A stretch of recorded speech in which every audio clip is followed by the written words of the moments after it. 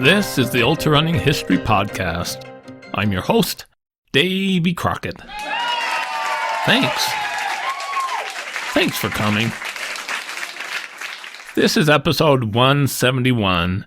In this episode, I will continue telling the story of Old Sport Campana, the most popular ultrarunner of the 19th century, the clown of the pedestrian era. I'm pleased to announce that I released a new book, Old Sport Campana, ultrarunning's most popular and amusing 19th century runner. As I researched for these podcast episodes, I realized that I had enough content for an entire amusing and interesting book.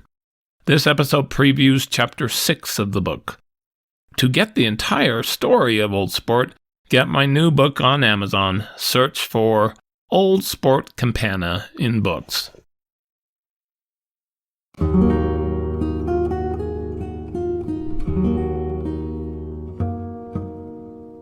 By 1884, Old Sport Peter Napoleon Campana had gained national fame. He was being called the clown of the walking matches.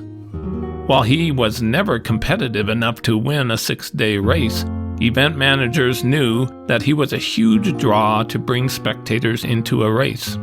They paid him a salary to be in their races. At age 52, some called him the living skeleton. Campana acted the part of a decrepit old man and said, I am 62 years old, and I haven't gotten a tooth in my head, and only a few hairs on it, but I'm here for sport, and don't you forget it. Campana was now recognized nearly everywhere he went. One day, he showed up in Boston. A number of people followed the old hero about town with no particular object in view, other than to see him. Finally, he went into one of the drug stores and purchased 16 ounces of the tincture of Jamaica ginger, which he drank at once, on a bet. Everyone expected to see him drop dead, but sport is not one of the dying kind.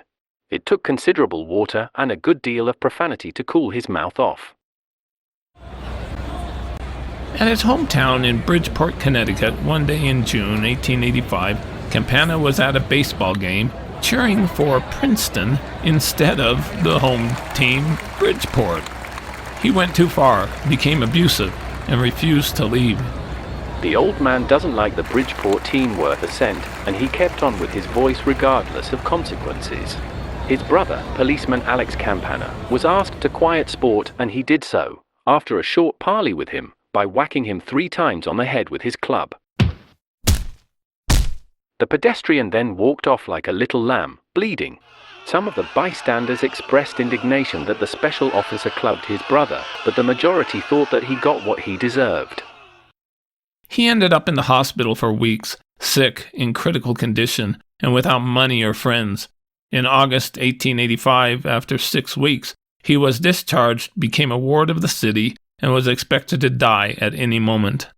A month later, he had recovered and seemed to be his old self. Campana succeeded in peddling a new product. He said, There's no place like the New Milford Fair. I went up there without a cent. I didn't know what to do. Peanuts didn't sell very well, and the outlook was bad. Finally, I went into the lemonade business.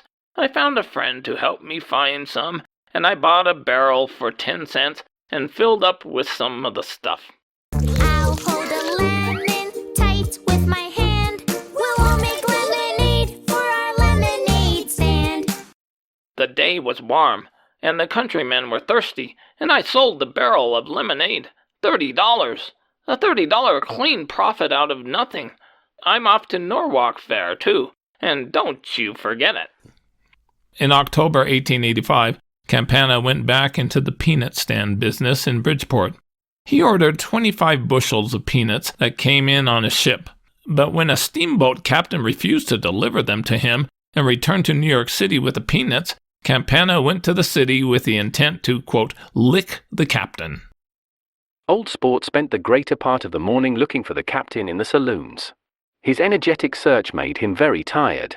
Some of his old-time friends to whom he told his troubles were so anxious to see him lick the steamboat captain that they agreed to pay for his peanuts if he would do it. Then somebody pointed out one of the crew of the steamboat. Campana attacked the man who wasn't the captain. The two were soon making the dust fly out of the floor of the pier. The old pedestrian was not hurt by the steamboat man, but he was made very uncomfortable by a shower of fish, lobsters, and several bags of his own peanuts as he left the pier. Campana went to find a lawyer to sue the steamboat company. In October 1885, he was seen selling peanuts at the Danbury, Connecticut Fair. His shouting attracts nearly all who pass by. He made so much money off his peanuts that he hired an assistant and supervised his peanut emporium in haughty leisure. In July 1886, a newspaper wrote, Old Sport Campana is running a lemonade stand following Fourpaws Circus. He got into some trouble with another vendor at Portsmouth, New Hampshire, recently when the circus was in that place, and was obliged by the city marshal to stop from selling. Sport cried like a child at losing the anticipated profits of the day. Why?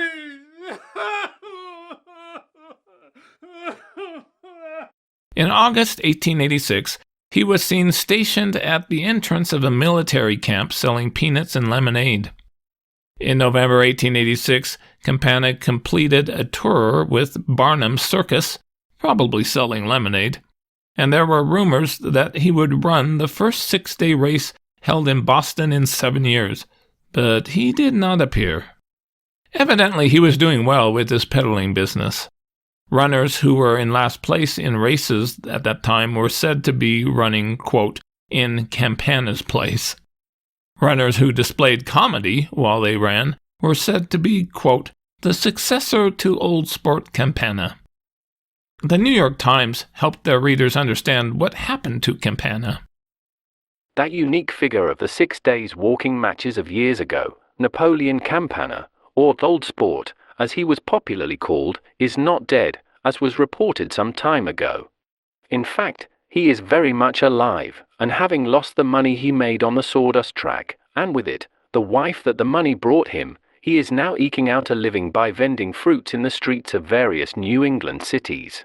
His gaunt, striking figure and his weird street cries serve to bring many quarters and dimes to the pockets of this strange character.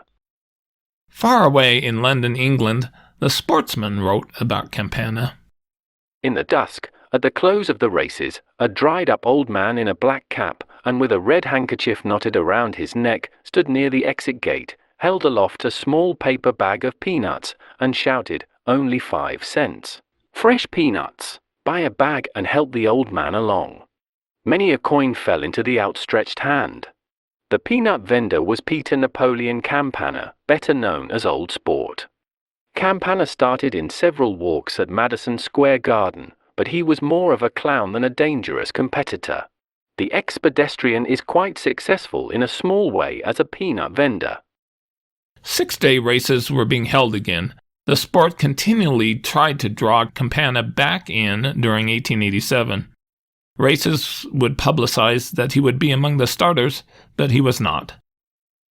In 1888, Campana, age 51, was finally ready to return to the 6-day sport. His friends in New York City paid for his entrance fee to the next major race to be held in Madison Square Garden. He immediately started training again in Hubbell's Hall in Bridgeport, Connecticut, and charged 5 cents admission to watch him train. Old Sport is getting up his muscle by rushing about the streets of Bridgeport trying to sell oranges from 2 baskets, one on each arm. The exercise develops his lung power the most.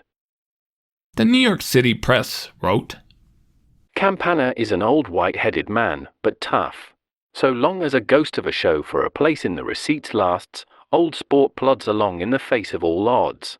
He bobs up at every race. Meeting with the press the day before the race, his long chin chapped energetically up and down as he told of past exploits.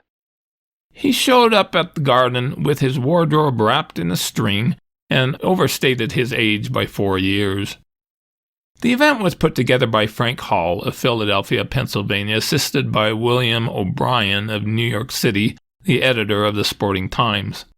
New York City seemed ready for the return of the six-day race. Front-page newspaper coverage in the New York papers was long and detailed throughout the race. This would be one of the most historic six-day races during the pedestrian era for American ultrarunners. 25 minutes before the start, the building was, quote, packed as full as a sausage case, with up to 15,000 people.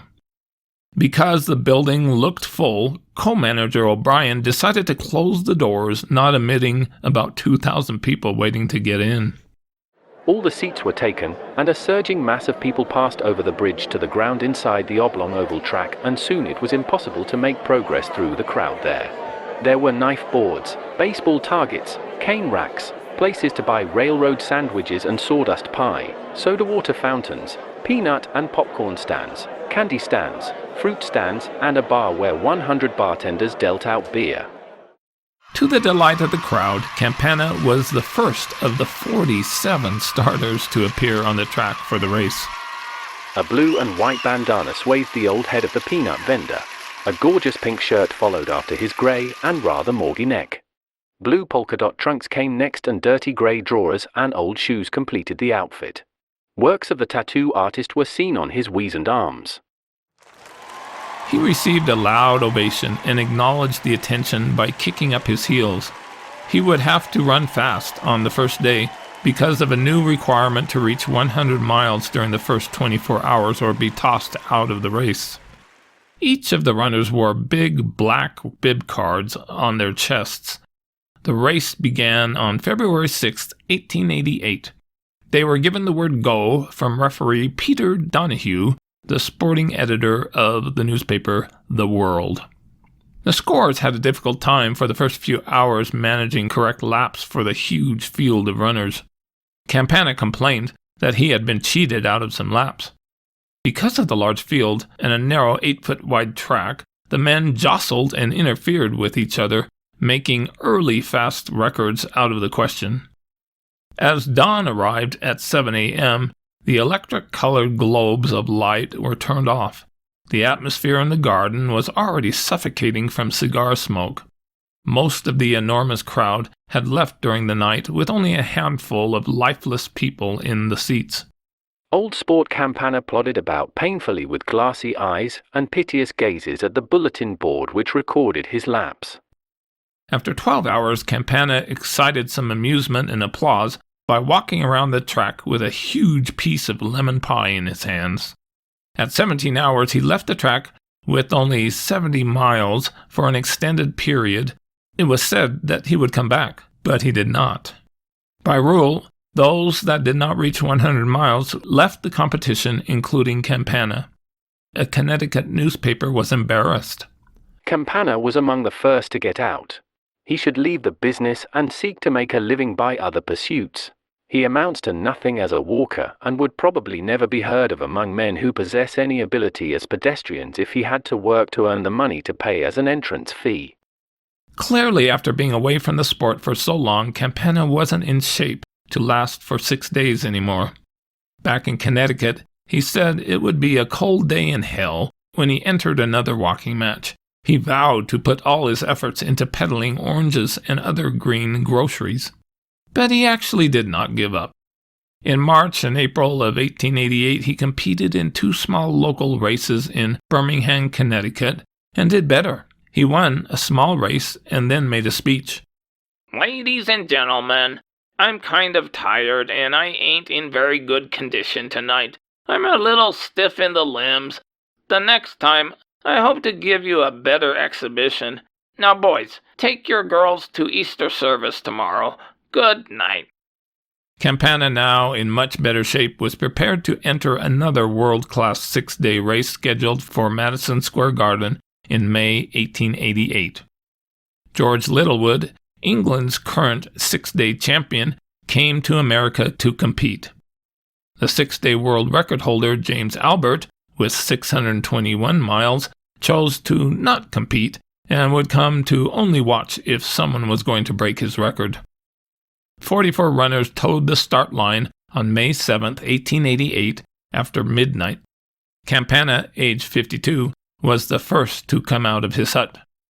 His bald head shone like a billiard ball as he kicked up his ancient heels and munched his toothless jaws in a grimly sportive way. He was clad in a red and white undershirt, which needed washing, blue velvet knee breeches, black stockings, and Oxford ties. He was greeted with wild applause. Once again, Madison Square Garden is the scene of a tramping match. Once again, a sawdust ellipse is bordered by thousands of people interested in seeing how much a human frame can endure when striving for livelihood. John Dempsey, the middleweight champion of the world, gave the word go at 12:04 a.m. Littlewood and two others lapped the rest of the field at about the 2-mile mark. Littlewood settled into the lead and reached 50 miles in 6 hours 58 minutes. At 12 hours, Campana had covered 57 miles. Littlewood reached 100 miles in 15 hours 39 minutes. Campana barely reached 100 miles within 24 hours, letting him continue the race.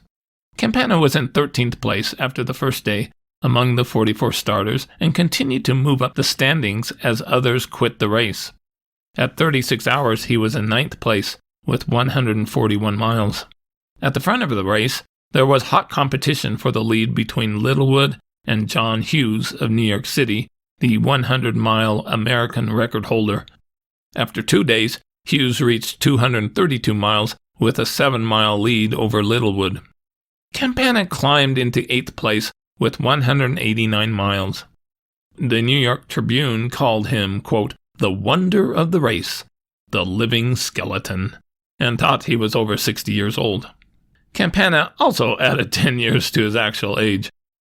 With the smaller field and slower pace, Campana became one of the main focuses for the spectators to watch. Campana plays the clown as of old and eats strawberry shortcakes on the track when anybody is good enough to buy it for him. He created much amusement early in the morning. His knees were swathed in huge bandages. When opposite the scorer's stand, he stopped, unrolled yards of rag and disclosed a big porous plaster. Tenderly lifting one end, he gently scratched his knee. This action, with the smile of satisfaction and relief which stole over his face, caught the crowd and they laughed uproariously.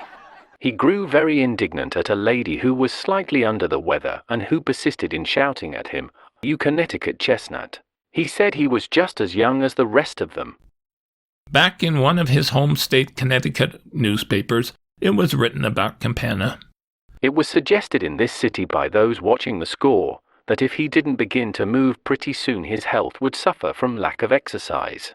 It was also suggested that the reason he enters these 6-day matches was because it enabled him to get more food and sleep than he is used to in ordinary everyday life. The New York Press wrote, Campana drank water now and then from a beer mug and seemed to enjoy it. His nose and chin seemed nearer together than ever, if possible. Poor Campana, his trousers are ripping. He toiled most wearily along, casting envious glances at his two attendants who sat in front of his hut and complacently smoked and watched the object of their motherly solicitude. Old Sport Campana was the merrymaker of the day. He looked very badly dilapidated at about noontime and dragged his legs after him heavily. He said, "I'm feeling a heap slight better than I look." He is certainly a phenomenal old man. He has tired out a score of trainers who are young enough to be his grandchildren, and he says he will certainly stick the race out to the end. On the 4th day, Campana was bringing up the rear among the 8 runners still in the race. He claimed that he had eaten 7 plates of mackerel for breakfast. At noon, with 260 miles, he announced he was retiring from the race. The strawberry shortcake that he had been dieting upon did him in. But Campana was not really out of the race. He continued. Old Sport, who reconsidered his determination to quit, came on again. Campana is not bothered with floral tributes, but occasionally some sympathizer will give him $1. This, the old man held aloft and waved wildly. Staying in the race was certainly worthwhile. With an expression of desolation on his wrinkled old face, ran a few laps on the track occasionally, and had picked up about $100 in small bits from tender-hearted and open-handed spectators. He slouched around wagging his head, somewhat disconsolately. After he was through parading his greenbacks around, stuffed in the buttonholes of his shirt, he would stop at the scorer's stand and deposit the money to be cared for by Edward Plummer, head of scoring. Campana received a mysterious package in the mail that worried him. He had Special Officer Harry Nugent open it. It contained a toy pistol with the name Daisy on it. Enclosed was a poem encouraging him to shoot his competitors in order to win. "Arrah, companion, you good old man, win the race now if you can. Leave Albert's record far behind, so that yours a walker can never find. These are indeed sweet words to you, but what they mean you'll never know. Take then the cannon I enclose, and shoot those whose records o'er yours goes. Nay, spare not even Littlewood or Hughes, who at the head once stood. This must you do the race to win. Oh yes, the race you're crawling in." Campana had no chance for a share in the gate receipts, and the funds he flourished were contributions from the spectators, who seemed to think that the clown of the show should be remunerated in some way. He wears a buttonhole bouquet pinned on this white shirt, a flashy cap and white drawers. The crowd filled the building, estimated at 10,000 people. After theatre time, the boxes began to fill up with bright-faced women and their escorts, clubmen, and men well known in Wall Street and political life. The girls in the boxes chewed gum tranquilly, and the men smoked languidly. Littlewood won with 611 miles. Campana reached 380 miles. It was estimated that he had received between $300 and $400 in donations from admirers. Near the end of the race, he was dressed in his red fireman's shirt, wearing an old-time fire helmet with number 1 on the shield. He ran a couple of laps, and the spectators almost went wild with enthusiasm. Once the race was over, dressed in street clothes, Campana returned to the track to say goodbye. The band played Home Sweet Home as the spectators exited the building. The runners and their trainers thanked O'Brien for the excellent treatment they received during the race and returned to their hotel rooms or homes. Feeling like he struck gold, Campana returned to Bridgeport, Connecticut. He told everyone that he was feeling first-rate and was ready to race again. He floated down Main Street smoking a good cigar and twirling a dizzy little whip. He was greeted right and left and seemed to enjoy it. He looked well and said he felt better than he looked. Stay tuned for more about Old Sport Campana.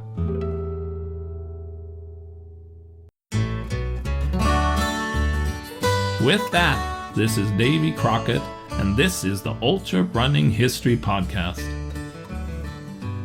I hope you run fast and far, enjoy life, get outdoors, and most of all, stay safe and don't take unnecessary chances.